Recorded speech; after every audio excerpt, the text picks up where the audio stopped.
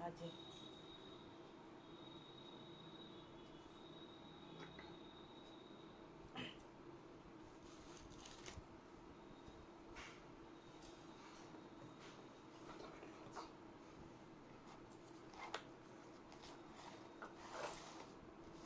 Hello,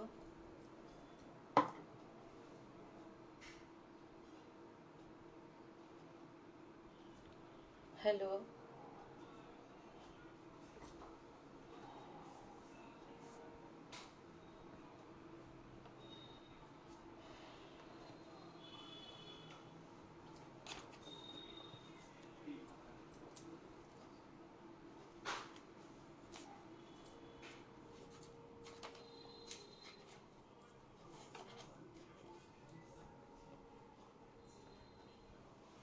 hello.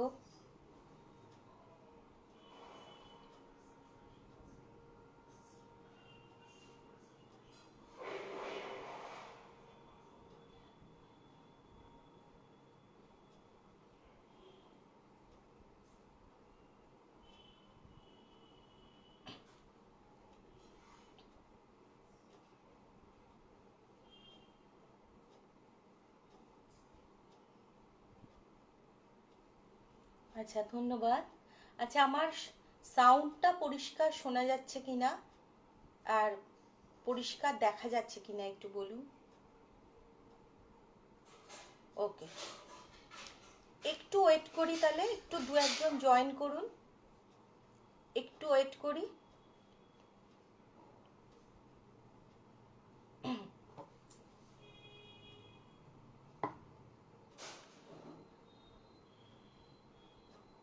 আচ্ছা, Naiya live থেকে বলা হচ্ছে অনুষ্ঠানের সূচনার জন্য অনেক শুভেচ্ছা রইল। অনেক ধন্যবাদ সবাইকে। আচ্ছা, অনুষ্ঠান শুরু করছি। ধন্যবাদ। আজকে নাইয়া লাইভের আমন্ত্রণে আমি শ্রাবন্তী চক্রবর্তী কলকাতা থেকে এসেছি আপনাদের আসরে কিছু কবিতা, কিছু গল্প নিয়ে। এই করোনা পরিস্থিতি যেটা চলছে এখন সারা পৃথিবীতে, তাতে সমস্ত মানুষই খুব অস্থির অবস্থার মধ্যে দিয়ে দিন কাটাচ্ছেন। আমার অনুষ্ঠানে আমি তাই সব সময় রাখি বিশ্বকবির একটা ঈশ্বর নিবেদিত প্রার্থনার কবিতা, যে কবিতার মাধ্যমে আমি সকলের মঙ্গল কামনা করি, ঈশ্বরের আশীর্বাদ সকলের ওপর নেমে আসুক এইটা চাই, এবং সকলে ভালো থাকুন এইটা চাই।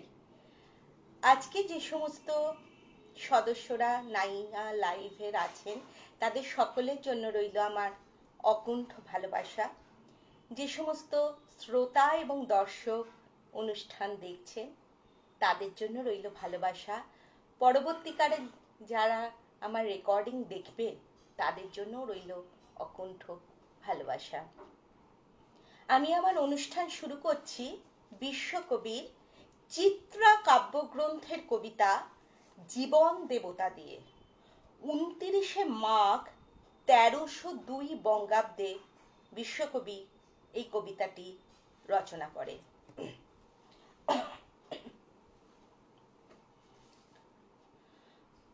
ওহে অন্তরতম, মিটেছে কি তব সকল তিয়াস, আসি অন্তরে মম। দুঃখ সুখের লক্ষ্য ধারায় পাত্র ভরিয়া দিয়েছি তোমায়, নিঠুর পীড়নে নিঙারি বক্ষ দলিত দ্রাক্ষা সম। কত যে বরণ, কত যে গন্ধ, কত যে রাগিনী, কত যে ছন্দ, গাথিয়া গাথিয়া করেছি বয়ন, বাসর শয়ন তব। গলায় গলায় বাসনার সোনা, প্রতিদিন আমি করেছি রচনা, তোমার ক্ষণিক খেলার লাগিয়া মূরতি নৃত্য নব। আপনি বরিয়া লয়েছে রে মোরে, না জানি কিসের আসে। লেগেছে কি ভালো হে জীবননাথ, আমার রজনী, আমার প্রভাত, আমার নর্ম, আমার কর্ম তোমারও বিজন বাসে।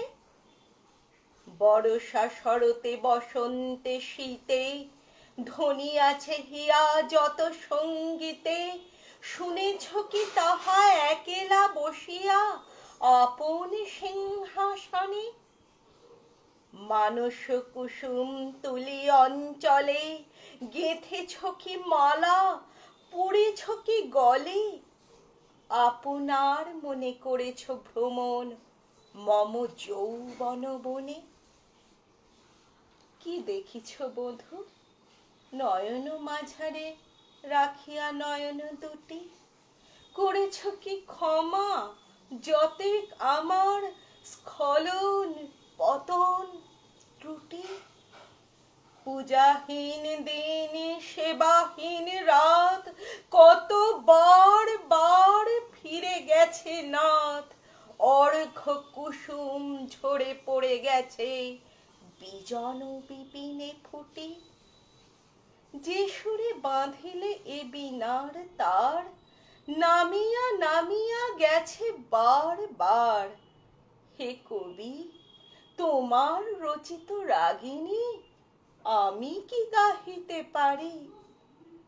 তোমার কাননে সেচিবারে গিয়া ঘুমায়ে পড়েছি ছায়ায় পড়িয়া, সন্ধ্যা বেলায় নয়ন ভরিয়া এনেছি অশ্রু বাড়ি। এখনো কি শেষ হয়েছে প্রাণেশ যা কিছু আছিল মোর? যত শোভা, যত গান, যত প্রাণ, জাগরণ ঘুমঘোর, শিথিল হয়েছে বাহু বন্ধন, মদিরা বিহীন মম চুম্বন, জীবন কুঞ্জে অভিসার নিশা আজি কি হয়েছে ভোর? ভেঙে দাও তবে আজিকার সভা, আনো নব রূপ, আনো নব শোভা, নূতন করিয়া লহ আর বার চির পুরাতন মোরে। নূতন বিবাহে বাঁধিবে আমায় নবীন জীবন ডোরে। নূতন বিবাহে বাঁধিবে আমায় নবীন জীবন ডোরে। বিশ্বকবির কবিতার মাধ্যমে সকলের মঙ্গল কামনা করে আমার অনুষ্ঠান শুরু করলাম। একটু পড়ে নিই কারা কারা আমার সঙ্গে আছেন। আচ্ছা, স্বর্ণলতা আছে, খুব সুন্দর লাগছে দিদি ভাই, ধন্যবাদ। শুভ সন্ধ্যা। ইলা পাল আছে, মৌসুমি আছে, নাইয়ার সদস্যরা আছেন, কিছু স্টিকার, চমৎকার উপস্থাপনা নবারুণ মণ্ডল বলেছেন, নান্দনিক আবৃত্তি দিদি ভাই স্বর্ণলতা। ধন্যবাদ সবাইকে, অনেক ধন্যবাদ। আপনারা আমার সঙ্গে থাকুন, মন্তব্য করুন, আমাকে অনুষ্ঠানে আরো বেশি উৎসাহিত করে তুলুন।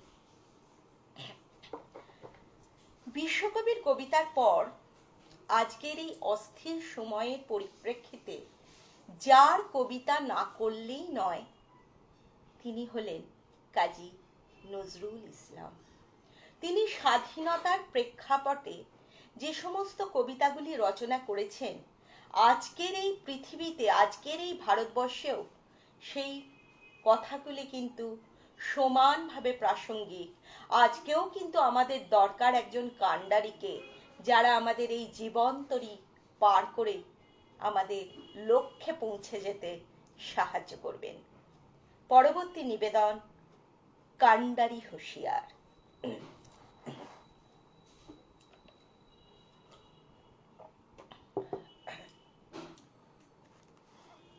দুর্গম গিরি কান্তার মরু দুস্তর পারাবার, লঙ্ঘিতে হবে রাত্রি নিশীতে যাত্রীরা হুঁশিয়ার।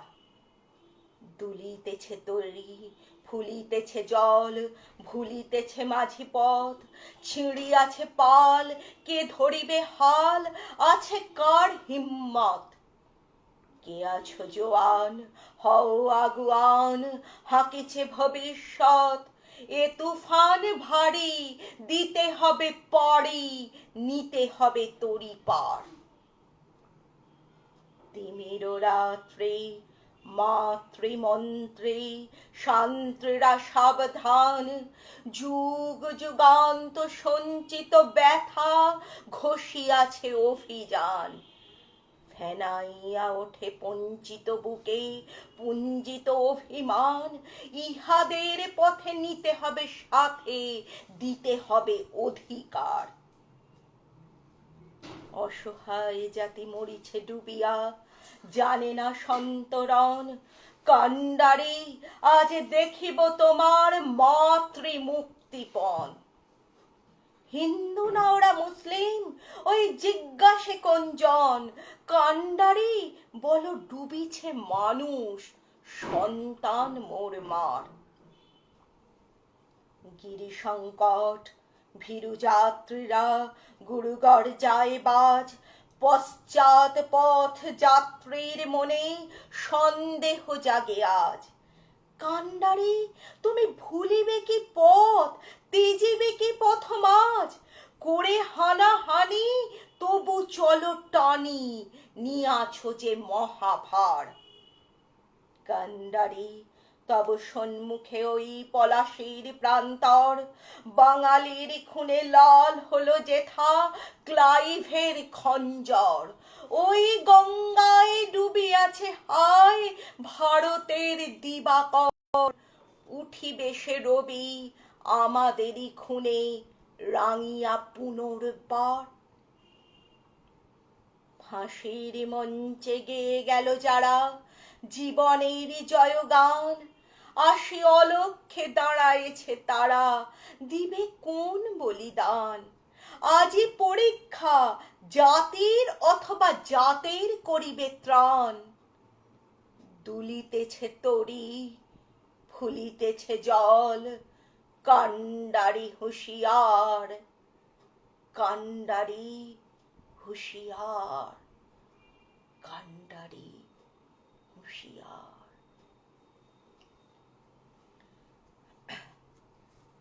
আচ্ছা, অসম্ভব সুন্দর আবৃত্তি করে শুনলাম দিদি ভাই। বন্ধুরা একটু কমেন্ট করুন, আমার তাহলে অনুষ্ঠান করতে আরো ভালো লাগবে। আমার সঙ্গে থাকুন। আমি বিভিন্ন স্বাদের বিভিন্ন কবি, আমি তো শুরু করলাম রবীন্দ্রনাথ নজরুল দিয়ে, কিন্তু আমি বিভিন্ন কবির বিভিন্ন রকমের কবিতা নিয়ে এসেছি। এবার যে কবিতাটি করব সেটা হচ্ছে রবীন্দ্রনাথকে নিবেদিত একটি কবিতা, এবং এই কবিতাটি লিখেছেন রবীন্দ্র পরবর্তী যুগের অর্থাৎ কল্লোল যুগের একজন কবি অচিন্ত্য কুমার সেনগুপ্ত। আমরা সবাই তার নাম জানি, তার অসংখ্য কবিতা আমরা পড়েছি। এই কবিতাটি হলো রবীন্দ্রনাথ। সাথে আছি দিদিভাই। ধন্যবাদ বোন, সঙ্গে থাকো, সবাই একটু সঙ্গে থাকুন। আপনারা জানান আপনাদের কেমন লাগছে, আপনাদের সবার মন্তব্য আমি এখানে পড়ব।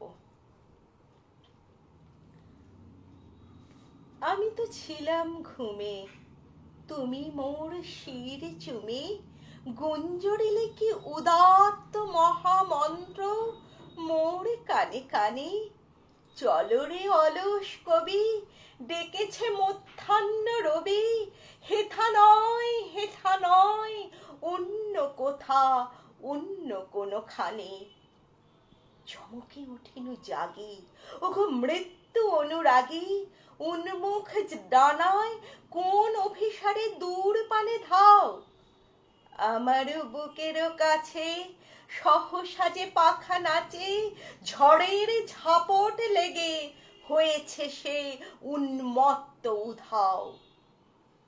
দেখি চন্দ্র সূর্য তারা মত্ত নৃত্যে দিশাহারা, দামাল সে তৃণ শিশু নিহারিকা হয়েছে বিবাগী।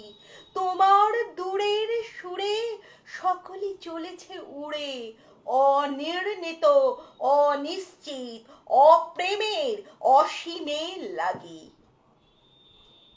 আমারই জাগাই দিলে, যে দেখি নিখিলে সন্ধ্যা উষা বিভাবরী বসুন্ধরা বধূ বৈবাগিনী। জলে স্থলে নভতলে গতির আগুন জলে, কুল হতে নীল মোড়ে সর্বনাশা গতির তটিনী। তুমি ছাড়া কে পারিত নিয়ে যেতে অবারিত মরণের মহাকাশে মহেন্দ্রের মন্দির সন্ধানে? তুমি ছাড়া আর কার এ উদাত্ত হাহাকার? হেথা নয়, হেথা নয়, অন্য কোথা, অন্য কোনখানে। হেথা নয়, হেথা নয়, অন্য কোথা, অন্য কোনখানে। আচ্ছা, একটু কমেন্টে দেখি, অনেক স্টিকার দেখতে পাচ্ছি। নামগুলো বলে দিই। গায়ত্রী চক্রবর্তী, ভীষণ ভালো লাগছে দিদি। নীরেন্দ্রনাথ জয় গোস্বামীর একটা কবিতা নিশ্চয়ই শোনাবো।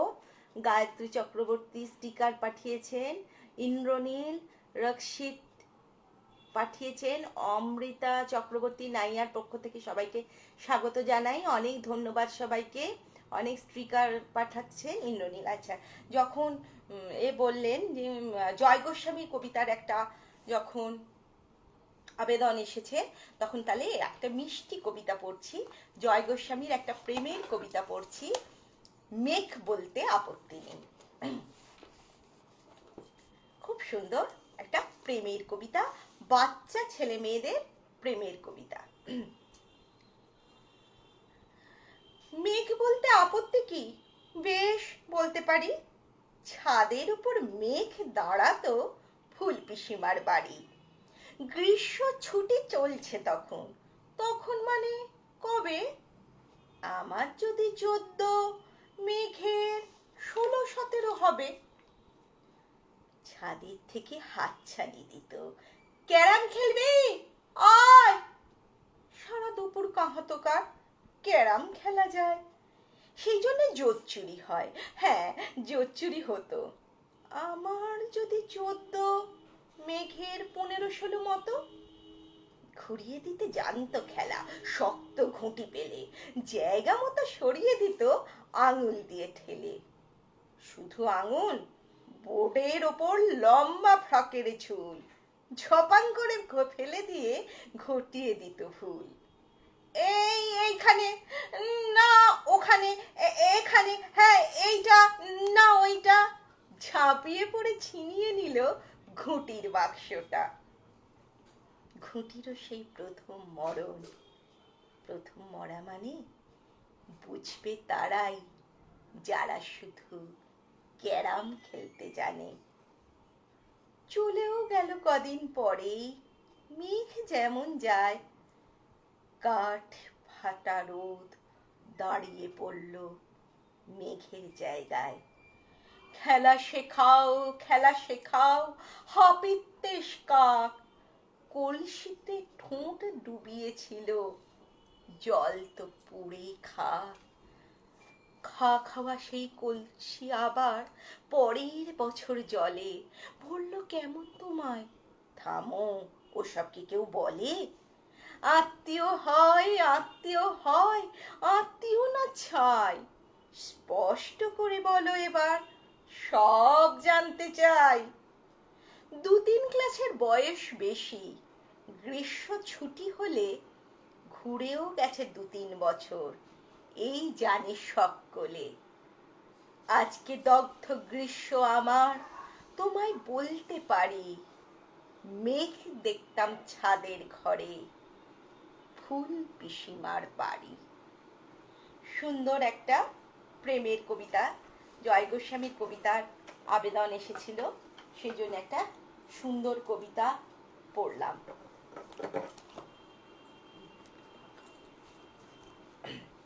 আচ্ছা, এবার কিছু সমসাময়িক কবিদের কিছু কবিতা নিয়ে আসছি আপনাদের কাছে। এরপরে আমি যে কবিতাটি পড়বো, আচ্ছা, অমৃতা চক্রবর্তী অসাধারণ, সুমনা ত্রিবেদী সত্যিই অসাধারণ, অনেক ধন্যবাদ।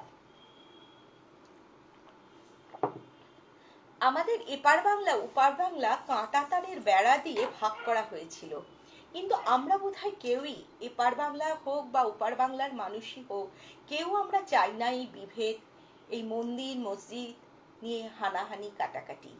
এই নিয়ে ওপার বাংলার একখানি কবির কবিতা, দিদি ভাই এত অসাধারণ আবৃত্তিতে মুগ্ধ হচ্ছি, স্বর্ণলতা।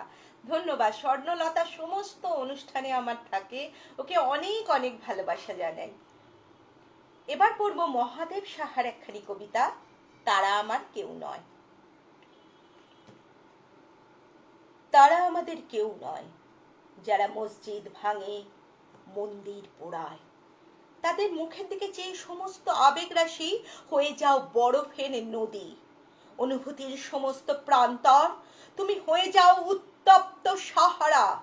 তাদের পায়ের শব্দ শুনে রুদ্ধ হয়ে যাও তুমি চঞ্চল উদ্দাম ঝর্ণা ধারা।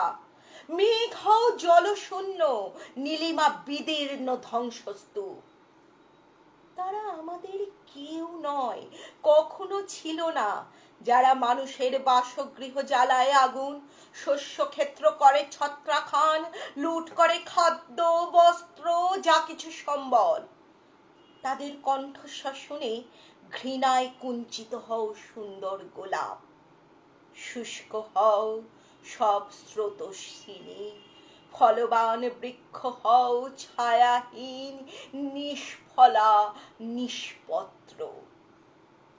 তারা আমাদের কেউ নয়, কোনো কালে ছিলও না, যারা এইভাবে শত শত ঘরে অনায়াসে আগুন জ্বালিয়ে দিতে পারে, কিংবা করতে পারে এইভাবে মানুষকে ভিটে মাটি ছাড়া। যারা এভাবে বুনতে পারে হিংসার বীজ, করতে পারে দাঙ্গা হানাহানি রক্তপাত সম্ভ্রম লুণ্ঠন। তারা আমাদের কেউ নয়, কখনো ছিলও না। মানুষের নামের তালিকা থেকে মুছে ফেলো তাদের এই কলঙ্কিত নাম। তাদের মুখের দিকে চেয়ে চিরতরে রুদ্ধ হয়ে যাও। মাতৃস্নেহ, প্রেমিকার পবিত্র আবেগ, মাদার টেরেসার অপার স্নেহের হাতছানি। তাদের উদ্দেশ্যে একেবারে স্তব্ধ হয়ে যাও তুমি। পাখিদের গান, মোনাজাত, মীরার ভজন, স্তব্ধ হয়ে যাও তোমরা সবাই। এইভাবে মানুষের দুঃখ কষ্ট বেদনাটাকে কবিতার মাধ্যমে তুলে ধরা হয়। এবার আমি একটা কবিতা পড়ব, যে কবিতাটা আমি খুবই এখন পড়ছি। সাধারণত আমি একটা অনুষ্ঠানের কবিতা একটা অনুষ্ঠানে পড়ি না, নতুন নতুন কবিতাই সবসময় পড়ি বা পড়ার চেষ্টা করি। কিন্তু আজকে এই কবিতাটা, যেহেতু সৌমিত্র চট্টোপাধ্যায় মারা গেছেন, ওনাকে উদ্দেশ্য করে, ওনারই কণ্ঠে এই কবিতাটি শোনা গেছে, ওনাকে উদ্দেশ্য করে এই কবিতাটি আমি এখন আমার যে কটি অনুষ্ঠান হচ্ছে শেষের দু একটা অনুষ্ঠানে আমি এই কবিতাটি করেছি, তার উদ্দেশ্যে শ্রদ্ধাঞ্জলি নিবেদন করে তাকে আমি শ্রদ্ধা নিবেদন করছি। শিশিরচন্দ্রের লেখা কবিতা মৃত্যুর সঙ্গে তিন পাত্তি। শুধু তো সৌমিত্র চট্টোপাধ্যায় নয়, এখন মৃত্যুর মিছিল চলেছে, সেই মৃত্যুর মিছিলকে সম্ভাষণ করে আমার কবিতা মৃত্যুর সঙ্গে তিন পাত্তি। নাইয়া থেকে বলেছেন, খুব ভালো লাগছে, অনেক ধন্যবাদ। একটু বন্ধুরা বেশি যদি জয়েন করেন তাহলে আরো ভালো লাগবে, আরো ভালো লাগবে।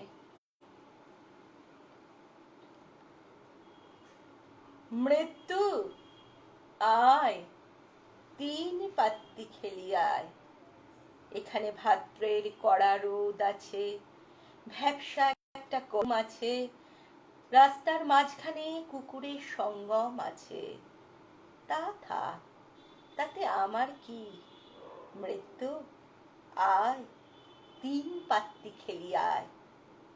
এখানে ব্যাংক ব্যালেন্স আছে, ফিক্সড ডিপোজিট আছে, প্রভিডেন্ট ফান্ড আছে, গ্র্যাচুইটি আছে, পেনশন আছে, ডেবিট ক্রেডিট কার্ড আছে। তা থাক, তাতে আমার কি, সব পড়ে থাক, মৃত্যু আয়, তিন পাত্তি খেলি আয়। এখানে ছড়ানো ছেটানো কয়েকটা প্রেম আছে, কয়েকটা ঘৃণা আছে, খান কয়েক কবিতা আছে, গিলে ফেলা একটা দীর্ঘশ্বাস আছে, এলোমেলো কয়েকটা হা হুতাশ আছে। তা থাক, কি আর করা যাবে, মৃত্যু আয়, তিন পাত্তি খেলে আয়। এখানে শরতের সকাল আছে, ঝরে পড়া শিউলি আছে, দুকুল দোলানো কাশ বন আছে, নীলকণ্ঠ পাখি আছে। তা থাক, তাতে আমার কি, মৃত্যু আয়, তিন পাত্তি খেলি আয়।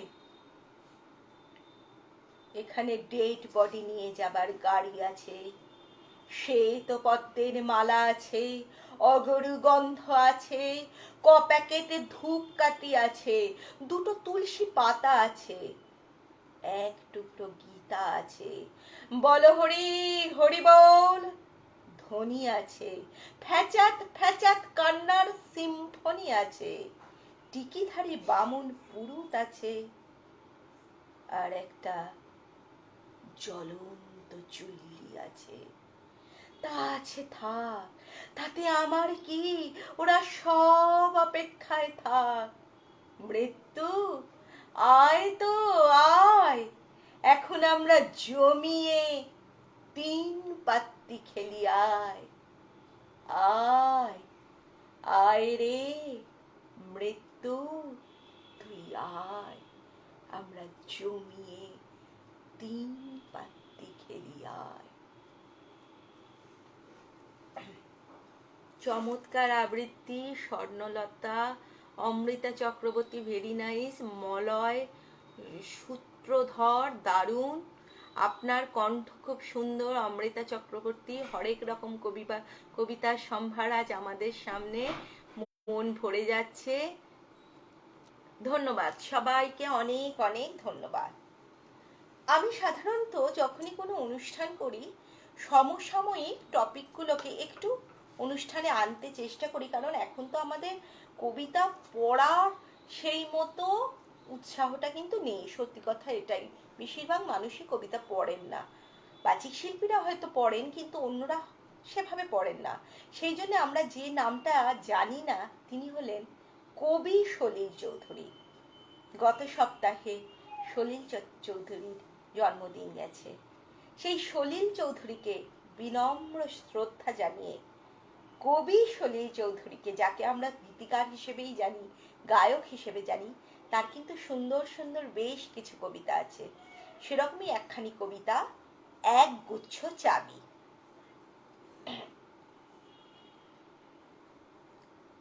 উত্তরাধিকার সূত্রে পেয়েছি শুধু এক গুচ্ছ চাবি, ছোট বড় মোটা বেঁটে নানা রকমের নানা ধরনের চাবি। মা বললেন যত্ন করে তুলে রেখে দে। তারপর যখন বয়স বাড়ল, জীবন এবং জীবিকার সন্ধানে পথে নামতে হলো, পকেটে সম্বল শুধু সেই এক গুচ্ছ চাবি, ছোট বড় মোটা বেঁটে নানা রকমের নানা ধরনের চাবি। কিন্তু যেখানেই যাই সেখানেই দেখি প্রকাণ্ড একটা দরজা, আর তাতে ঝুলছে প্রকাণ্ড একটা তালা। পকেট থেকে চাবির গুচ্ছ বার করি, এ চাবি সে চাবি ঘোরাই ফেরাই, লাগে না, খুলে না। ক্লান্ত হয়ে ঘরে ফিরি, মা দেখেন আর হাসেন, বলেন ওরে তোর বাবার হাতেও ওই চাবি দিয়ে ওই দরজাগুলো খোলেনি, শুনেছি নাকি তার বাবার হাতে খুলতো। আসল কথা কি জানিস, ওই চাবিগুলো হলো সততার, সত্যের, যুক্তির, নিষ্ঠার। আজকাল ওই চাবি দিয়ে আর এসব দরজা খোলে না। তবু তুই ফেলে দিস না, যত্ন করে তুলে রেখে দিস। তুইও যখন চলে যাবি তোর সন্তানদের হাতে দিয়ে যাস ওই সব চাবির গুচ্ছ। হয়তো তাদের হাতে, হয়তো কেন, নিশ্চয়ই নিশ্চয়ই তাদের হাতে একদিন ওই সব সততার, সত্যের, যুক্তির, নিষ্ঠার চাবি দিয়ে জীবনের বন্ধ দরজাগুলো খুলে যাবে, খুলে যাবে, খুলে যাবে, খুলে যাবেই, খুলে যাবেই যাবে। সত্যি হয়তো এই বন্ধ দরজাগুলো এই চাবিগুলো দিয়েই কোনো না কোনো দিন খুলবে। আছেন অমৃতা চক্রবর্তী, খুব সুন্দর হচ্ছে। প্রণব দত্তগুপ্ত, ভালো। সবাইকে অনেক অনেক ধন্যবাদ। এবার যে কবিতাটি বলবো তার প্রেক্ষিতেই আমি যাব আমার আরেকটি আজকের আসরের জন্য বিশেষ দুখানা কবিতা আমি বেছেছি। শেষ দুখানি নিবেদন আমার। এই কবিতার পরেই সেই কবিতাগুলো প্রাসঙ্গিক হয়ে উঠবে। আমি আজকে আমরা সবাই জানি যে নারী কিভাবে লাঞ্ছিতা আজকে বিভিন্ন দেশে বিভিন্ন কালে। আমরা জানি কিছুদিন আগে উত্তরপ্রদেশে ঘটে গেছে একটা মর্মান্তিক ঘটনা। দলিত মেয়েকে নিয়ে গিয়ে ভয়ঙ্করভাবে ধর্ষণ করে মৃত্যুর মুখে ঠেলে দিয়েছে কিছু মানুষ। তাই নিয়ে একখানি কবিতা, আর্যতীর্থের কবিতা, খুব সুন্দর কবিতা। আশা করছি আপনারা কেউ এই কবিতাটি শোনেননি। মুক্তি। যা মেয়ে, তোকে মুক্তি দিলাম এদেশ থেকে। এই ভূমিতে জন্ম নিলে মানুষ কেবল ঘেন্না শেখে। এ জাত উঁচু ও জাত নিচু, মূল্য ধরা মাথা পিছু। ভোটের থালা সাজিয়ে নিয়ে জাতের নামে গড়াস মাখি। যা মেয়ে তুই যা, চলে যা মৃত এদেশ ফেলে রেখে। ধর্ম নামক ক্রসের কাঁটায় মানুষ নামের বর্ম ছেঁড়া। ভালোই জানেন সে পদ্ধতি দেশ চালানোর পণ্ডিতেরা। বিষের গাছের এ জঙ্গলে খুন ধর্ষণ রোজই চলে। আইন ঘরের ঘড়ি খারাপ, উড়ন নাভর পোক্তদেরা। এমন দেশটি কোথাও পাবে ঘেন্না এবং ভেদে ঘেরা। একে দলিত তাই মেয়ে তুই, শিকার হওয়াই কপাল রে তোর। খবর অবধি পৌঁছে গেছিস, সৌভাগ্য পরম সে তোর। সব জাতিকার তুঙ্গে শনি, হয় জরায়ু নয় সে জনি। প্রথম রিপুর প্রয়োগ ছাড়া আর কিছু নেই নারীর ভেতর। আমূল পোতা দেশের বুকে এই ধারণা বিষের শেকড়। কর্তৃত জীব খনার থেকে হয়নি আজও তফাৎ তাতে। লক্ষ্য রাখে লক্ষ পুরুষ, জোর না বাড়ে শির দাঁড়াতে। সেই ভাবনায় ঘেন্না মেয়ে জিভ লক লক দলিত দেখে। ধর্ষণে আর পাপ থাকে না, হলে উঁচু জাতের হাতে। হো হো হাসি বাজরা খেতে, কাঁদিস যখন যন্ত্রণাতে। নরক থেকে মুক্তি পেরি মারে তোর মরার সাথে। নরক থেকে মুক্তি পেলি মারে তোর মরার সাথে। নরক থেকে মুক্তি পেলি মারে তোর মরার সাথে। পড়লাম আর্যতীর্থের কবিতা মুক্তি। যে ঘটনাটি ঘটে গিয়েছিল উত্তরপ্রদেশে তারই প্রতিবাদ জানিয়ে এই কবিতা। কিন্তু এই ঘটনা তো আমাদের দেশে প্রথম নয়। সেই মহাভারতের যুগ থেকে অনেক অনেক ভালোবাসা।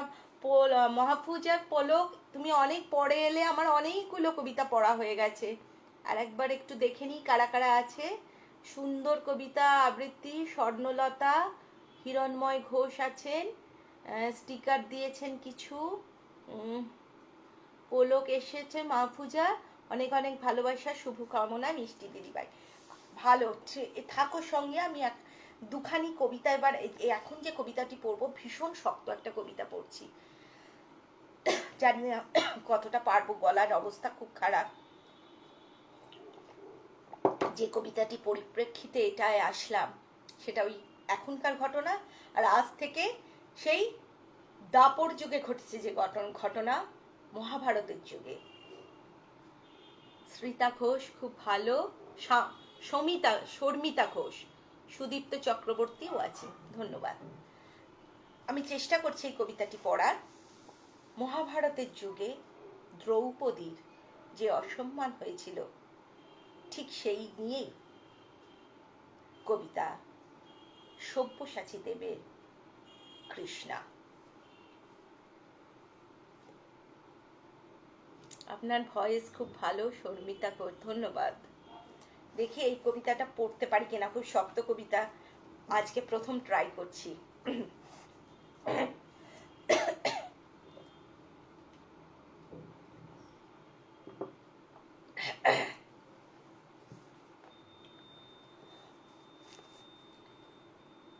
আমার কোনো শোক নেই, আমার কোনো বিষাদ নেই, হে কুরু বৃদ্ধগণ, আপনাদের নীরবতায় আমার কোনো ক্ষোভ নেই। পিতামহ ভীষ্ম, ক্ষমা করবেন, আপনাকে প্রণতি তার জানাবার স্থিরতা আজ নেই। আর কর্ণ, তোমার জন্য ঘৃণাও বড় বেশি মনে হয়। আর হে আমার পঞ্চস্বামী, আর যাবর্ত বিজয়ী বীর শ্রেষ্ঠ অর্জুন, শক্তিমান ভীম, নকুল সহদেব, আর আপনি ধর্মপুত্র, আপনারা আমার কৃতজ্ঞ অভিবাদন গ্রহণ করুন। আমি সর্বজ্ঞা নই, যজ্ঞভূমের অগ্নি থেকে আমার জন্ম, ধর্মের ক্ষুরধার পথ আমার অজানিত। আর্যপুত্র, আপনার বিচার তাই আমার পক্ষে ধৃষ্টতা। আপনার কোনো বিচলন নেই, আপনার ধর্ম আপনাকে রক্ষা করেছে বিকার থেকে, কৃতজ্ঞতা জানান সেই ধর্মকে। ভীমসেন, তোমাকে আমি কোনোদিন ভালোবাসা দিইনি, তাই তা ফিরেও চাই না। শুধু তোমাকে আমার জিজ্ঞাসা ছিল ফাল্গুনী, ঊর্ধ্বাচারী মৎস্যের ছায়ালীন চোখের থেকেও দুর্লক্ষ কি দুর্যোধনের বুক? বলো সত্য করে, প্রেম নয় শুধু পৌরুষের আস্ফালনই ছিল পাঞ্চালী বিজয়ের পটভূমি?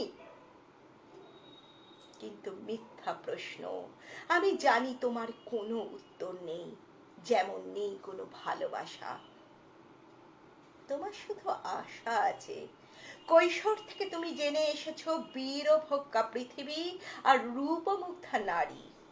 জেনেছো একদিন ধার্ত রাষ্ট্রের হাত থেকে ছিনিয়ে নিতে হবে কৌরব উত্তরাধিকার। জেনে এসেছো এখানে যা কিছু সর্বোত্তম সেখানেই পৌঁছতে হবে তোমাকে। শুধু এই কুমারী লক্ষ্যের দিকেই তোমার দৃষ্টি ধনঞ্জয়, তাই অনায়াসে তুমি সরে যাও এক নারী থেকে অন্য রমণীতে। যেমন তোমার পূর্বপুরুষেরা একদা এক তৃণ প্রান্তরকে নিঃশেষ করে চলে যেতেন বনান্তরে। এই দূত সভায় দাঁড়িয়ে আজ আমাকে জানতে হলো নারী শুধু কয়েক প্রহরের বিলাস সঙ্গিনী, মণিময় হার, শত সহস্র তরুণী দাসী, দান্ত মাতঙ্গ, গন্ধর্ব প্রেরিত অশ্বযুত, আর আমি পাণ্ডু পুত্র বধূ, এক পংক্তিতে দাঁড়িয়ে আমরা সবাই অপেক্ষায়। পিতৃগৃহে যেমন দেখেছিলাম আহিরিনীরা দূর গ্রাম থেকে নিয়ে আসে তাদের পসরা, আর তার উপর ঝুঁকে পড়ে লুব্ধ ক্রেতার দল, আমাদের ব্যবহার করার জন্য তেমনই উন্মুখ হয়ে আছে যারা আমার পতির পরম আত্মীয়। আর আমাদের বিলিয়ে দিচ্ছেন যারা, তারা আমার পঞ্চস্বামী, বিবাহের মঙ্গলসূত্র হাতে বেঁধে যারা একদিন আমার উপরে নিয়ম সিদ্ধ করেছিলেন তাদের অধিকার। এই রত্নমণ্ডিত সভাগৃহেই নয়, আরো আগে আমাকে জানতে হলো আমার কোনো বাসনা নেই, নেই কোনো নিজস্ব ইচ্ছা। অর্জুন, প্রথম দেখার মুহূর্তে আমার হৃদয় দিয়েছিলাম তোমাকে, অথচ আমার শরীরকে প্রথম আলিঙ্গন করলেন ওই মহাভাগ, যার খ্যাতি ধর্মপুত্র বলে। ইন্দ্রপ্রস্থের সৌধ শিখরে যখন আছড়ে পড়ত নববর্ষার জলধারা, যখন আমার কামনা ছুঁতে চাইতো তোমাকে, তখন আমার অনুৎসুক দেহকে আকর্ষণ করত অন্য কেউ, যে আমার স্বামী। বসন্ত রজনীতে কিংসুকের প্রমত্ত উল্লাস মুহূর্তে তোমার ব্যাকুল বাহু টেনে নিত আমাকে নয়, অন্য কোন যুবতীকে। বারে বারে আমাকে সন্তানবতী করেছে পুরুষ, কিন্তু তারাই প্রত্যেকেই আমার আকাঙ্ক্ষিত নয়। কোনো প্রার্থনা নেই আমার। গুরুবৃদ্ধরা বিলাপ করুন, জ্যেষ্ঠ পাণ্ডব প্রহন গুনুন, কোন পুণ্য লগ্নে ধর্ম রাজ্য নেমে আসবে মাটিতে। ভীম, অনুগ্রহ করে স্তব্ধ হও। নকুল সহদেব, বিচ্যুত হয়েও না অগ্রজের প্রতি অটল বিশ্বাসে। আর অর্জুন, অন্তঃপুরে যাও, সেখানে তোমার জন্য স্নিগ্ধ শরীর সাজিয়ে রেখেছে তোমার কোনো এক প্রেয়সী।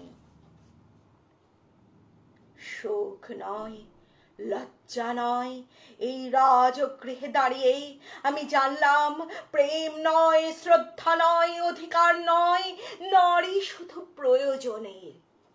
জানলাম এখানে কোনো ভেদ নেই ধর্মপ্রাণ যুধিষ্ঠির, শক্তিমান ভীম, প্রেমিক অর্জুন আর লোলুপ ধৃতরাষ্ট্র নন্দনদের মধ্যে। প্রতিকার চাইছি না যা শুধু বিলাসের। সেই বস্ত্র ছিনিয়ে নেয় যদি কোনো দুঃশাসন, নিক, আমি কাঁদছি না। চারপাশে ভাসানের ডিঙায় পশুদের উদ্দাম নাচের ভঙ্গি আমি দেখছি না, চারপাশে ক্লিবদের অক্ষম বিলাপ আমি শুনছি না। ধনুর বাণ নেই, আমি ফিরিয়ে আনছি আমার জন্মের স্মৃতি, যজ্ঞের আগুন। দ্রৌপদী নই, নই পাঞ্চালী, নই ভরত কুলবধূ, আমি কৃষ্ণা, যজ্ঞাগ্নি সম্ভূতা, শুধু নারী, এক এক এক।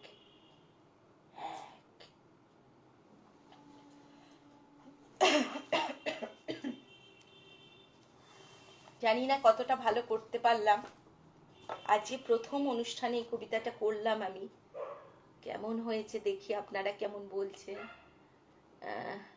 দেখি। আচ্ছা, দেখছি হিরণময় ঘোষ অনবদ্য উপস্থাপনা। মাহফুজা লিখেছে, পোলক লিখেছেন জানিস নিথর দেহ জবান খুলবে একদিন। মাহফুজা আরা পোলক, অসাধারণ আবৃত্তি, খুব ভালো লাগে তোমার আবৃত্তি। মাহফুজার পোলক সমস্ত অনুষ্ঠান, আমি যেখানে বিদেশের অনুষ্ঠানও করি ওরা যায়, ওরা অনুষ্ঠানে থাকে। অমৃতা চক্রবর্তী অনবদ্য উপস্থাপনা। আকাশবাণী শিল্পী আজ আমাদের মাঝে। হিরণময় ঘোষ অনবদ্য। নাইয়া বাবু, দেশভাগ নিয়ে যদি কিছু শুনতে পাই ভালো লাগবে। দেশভাগ নিয়ে তো বললাম আমি, দেশভাগ নিয়ে একটা কবিতা বলে দিয়েছি তো আমি, অনেক স্টিকার। নাইয়া বাবু, হিরণময় ঘোষ, দেশভাগ নিয়ে তো আমি কবিতা করলাম, আপনি একটু রেকর্ডিংটা শুনবেন। দেশভাগের ওপরেই মহাদেব বাবুর যে কবিতাটি আমি করলাম সেটা তো। এবার যে কবিতাটা বলবো এখানেও কিন্তু দেশভাগেরই প্রেক্ষাপটে লেখা এই কবিতাটা। এই কবিতাটা হচ্ছে কবিতা ঠিক নয়, এটা একটা গল্প। অ্যাকচুয়ালি এটা একটা গল্প পাঠ করছি আমি, এটাই আমার শেষ নিবেদন।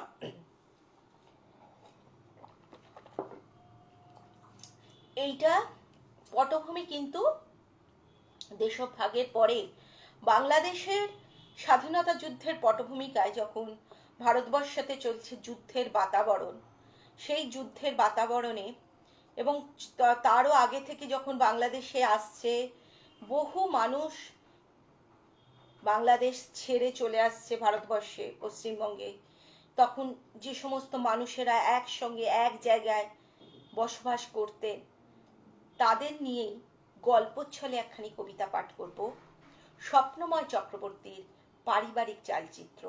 আপনাদের কাছে বিনীত আমার অনুরোধ, কবিতার কথাগুলো কিন্তু একটু মন দিয়ে শুনবেন। ভীষণ হৃদয়গ্রাহী একখানি কবিতা, মর্মস্পর্শী কবিতা। রবীন্দ্রনাথ এখানে আছেন প্রতি পলতে পরতে, একটু মন দিয়ে কবিতাটি শুনবেন এই প্রার্থনা করি। পারিবারিক চালচিত্র। বাগবাজারে খালধারে ছিল আমাদের বাসাবাড়ি। বাসাবাড়ি এবং বাগবাজারের খালধার, এই কথার মাধ্যমেই বোঝা যাচ্ছে যে পূর্ববঙ্গ থেকে যারা মানুষরা এসেছিলেন দেশভাগের পর, তারাই ওইখানে থাকতেন, তাদের কথাই এখানে বলা হচ্ছে। বাগবাজারে খালধারে ছিল আমাদের বাসাবাড়ি। আমরা 4 ঘর ভাড়াটে ছিলাম। সিঁড়ির কোনায় ঘুঁটে ঝুড়ি রাখা নিয়ে আমার মার সঙ্গে শিখার মার খুব ঝগড়া হয়েছিল। একদিন আমার বোন আমার সোনার হরিণ চাই গাইছিল। ও যেমন পারতো আর কি। অমনি শিখা ধারা চেঁচামেচি জোরে দিল, জোরে জোরে। লজ্জা করে না? আমাদের গান গাইছিস, আমাদের গান একদম গাইবি না। শিখার বাবা গানের মাস্টার মশাই ছিলেন। শাড়ি পরা বড় বড় মেয়েরা ওর বাবার কাছে গান শিখতে আসতো। আমার মার একটা জার্মান রিডের পুরনো হারমোনিয়াম ছিল। বাবা টিউশনি সেরে যেদিন দেরি করে বাড়িতে ফিরতেন, মা সেদিন হারমোনিয়াম নিয়ে বসতেন। একদিন আমার মা আমার সোনার হরিণ চাই গানটা গাইছিলেন। আমি আঙুলটা ঠোঁটের কাছে ধরে বলেছিলাম, চুপ চুপ মা, এই গানটা গেও না, এটা শিখাদের। মা দ্রুত ঘাড় কাট করে বললেন, আল্লাহ, ওদের গান, গান রবীন্দ্রনাথের, রবীন্দ্রনাথ সবার।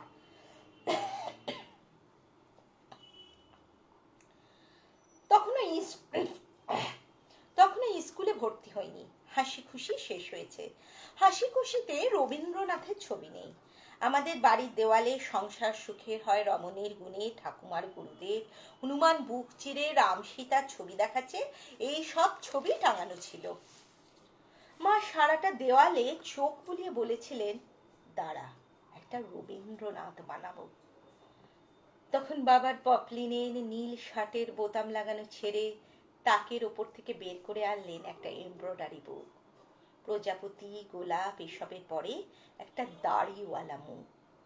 ইনি রবীন্দ্রনাথ? মার হাতে কালো কাপড়ের ওপর সাদা সুতোয় ফুটে উঠলেন রবীন্দ্রনাথ। আমার মা পূব বাংলার লক্ষ্মীপুরে ক্লাস 8 অবধি পড়েছিলেন। মাকে বিয়ের পাত্রী হিসেবে দেখতে এসেছিলেন পিসেমশাই। গান গাইতে বলা হলে মা গেয়েছিলেন, কি গাবো আমি, কি শোনাবো, আজি এ আনন্দ ধামে। পিসেমশাই মাকে পছন্দ করেছিলেন। মায়ের রবীন্দ্রসঙ্গীত প্রীতি ঠাকুরদার কাছে গোপন রাখা হয়েছিল। ঠাকুরদা নাকি মাকে বলতেন, রবীন্দ্রনাথ বাঙালিদের চরিত্র দোষ গুটিয়েছেন, উনি কোনো কবি নন। কবি হলেন ডিএল রায়, কবি হলেন নবীন সেন। একবার পিসিমার বাড়ি গিয়ে আমি, মা আর বোন কদিন ছিলাম। পিসেমশাইয়ের একটা হ্যান্ডেল ঘোরানো পুরনো দিনের গ্রামাফোন ছিল। 78 RPM এর রেকর্ড বাজিয়ে পিসেমশাই ঘাতল ঘুরিয়ে শোনাতেন সাইগল, কানন দেবী, পঙ্কজ মল্লিক, সত্য চৌধুরী। এখন হঠাৎ সাইগল বা কানন দেবী শুনলে চোখের সামনে ভাসে মার ময়ূরপঙ্খী শাড়ি, পিসেমশাইয়ের বাড়ির কালো বর্ডার দেওয়া লাল সিমেন্টের ঘর, ট্রামের হলুদ টিকিট, লোক সেবক কাগজ, লক্ষ্মী ঘিয়ের লুচি সুঘ্রাণ, আর পিসেমশাইয়ের আলমারিতে রাখা চকোলেট রঙের বিশ্বভারতীর প্রকাশনায় বাঁধানো রবীন্দ্র রচনাবলী। মা আলমারি খুলে একটা মোটা বই বের করলেন। আমি আশ্চর্য হয়ে দেখি ওই মোটা বইটার মধ্যে আমাদের কিশলয়ে আমাদের ছোট নদী জলে আঁকে বাঁকে কবিতাটি রয়েছে। আমি তখন ক্লাস 3-তে পড়তাম। ওই বইটার পাতা উল্টে দেখি প্রত্যেক পাতায় কবিতা রয়েছে। প্রত্যেক পাতার কবিতা রবীন্দ্রনাথ লিখেছেন। মাকে জিজ্ঞেস করলাম। মা তখন সারা আলমারিতে হাত বোলালেন। এই আলমারিতে যত বই সব রবীন্দ্রনাথের, সব কটা বইয়ের সব কটা পাতা। আমি তো ভীষণ আশ্চর্য। সারা আলমারি জুড়ে রবীন্দ্র রচনাবলী, গুনে গুনে দেখি 24টা। আমি শুধু বাঁধানো বইগুলো দেখতে থাকি। তখন টের পাই চারপাশে ঢাক বাজছে, কাঁসর বাজছে, উলু দিয়ে কেউ যেন পুজো করছে। আমার সমস্ত শরীর অঞ্জলিবদ্ধ করপুট হয়ে আছে। তখন রবিবার রেডিও নাটক শোনার চল ছিল। স্কুলে গিয়ে শুনলাম ডাকঘর হবে। আমাদের রেডিও ছিল না, শিখাদের ছিল। শিখাদের রেডিও শুনতে প্রতি শুক্রবার এবাড়ি ওবাড়ি থেকে বউঝিরা বাচ্চা কোলে করে 8টা বাজতে 5 এসে হাজির হয়ে যেত। শিখাদের ঘরের বারান্দার অন্ধকার সাপটে সেদিন জানলার ধারে বসেছিলাম আমি আর মা। সেই থেকে আমার শরীর খারাপের মধ্যে সুধা ঠিক এসে আমার শিওরের কাছে বসে থাকতো। সুধা আমার শিওরের কাছে বসে থাকতো। আমি তখন ক্লাস 4-এ বৃত্তি দেব। আমার মেজো কাকা তখন ইঞ্জিনিয়ারিং পরীক্ষা দিচ্ছেন। কাকা অনেক রাত অবধি জেগে পড়াশোনা করছেন। আমিও জেগে আছি। যুদ্ধ চলছে, চারিদিকে ব্ল্যাক আউট। কাকামণি একটা খাতার তলা থেকে বার করলেন ক্ষুধিত পাষাণ। আমায় বললেন, শোন। তারপর অনেক রাত পর্যন্ত পড়লেন। এরপর সাইরেনের শব্দের মধ্যেই আমি স্পষ্ট শুনতে পেতাম মেহরা আলীর সেই চিৎকার, সব দফা যাও, দফা যাও, সব ঝুঠ হ্যায়, সব ঝুঠ হ্যায়, সব ঝুঠ হ্যায়। ঝুঠ। মেজো কাকা ইঞ্জিনিয়ারিং পাশ করলেন, বড় চাকরি হলো, বাড়িতে রেডিও এলো, HMV ফিয়েস্তা, পুজোয় ভালো জামা, রবিবারে মাংস। মেজো কাকা একদিন সবাইকে অবাক করে কিনে আনলেন রবীন্দ্র রচনাবলী, গায়ে অশোক স্তম্ভের ছাপ।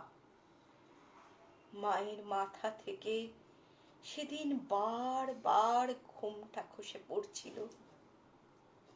মেজো কাকা, আমার কাকামণি, ইঞ্জিনিয়ার হবার পর 1 বছরেরও কম দিন পৃথিবীতে ছিলেন। 17 দিন শয্যাশায়ী থাকার পর ভুল চিকিৎসায় মারা যান। মেজো কাকা বোধহয় মৃত্যুটা টের পেয়েছিলেন। নইলে কেনই বা বলবেন, যদি মরে যাই অনেক ফুল দিস আর শ্রাদ্ধের দিন রবীন্দ্রসঙ্গীত বাজাস। দাদু তখনও বেঁচে। শ্রাদ্ধে কীর্তন এসেছিল। মা শুধু ছাদের কোণায় দাঁড়িয়ে গিয়েছিল,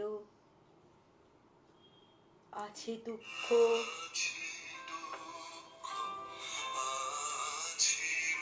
আছে মৃত্যু,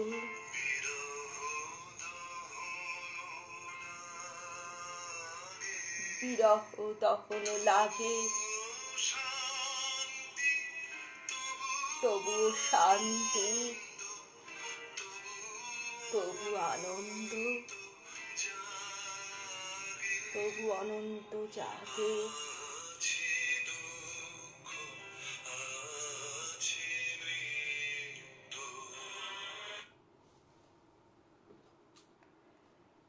নিবেদন করলাম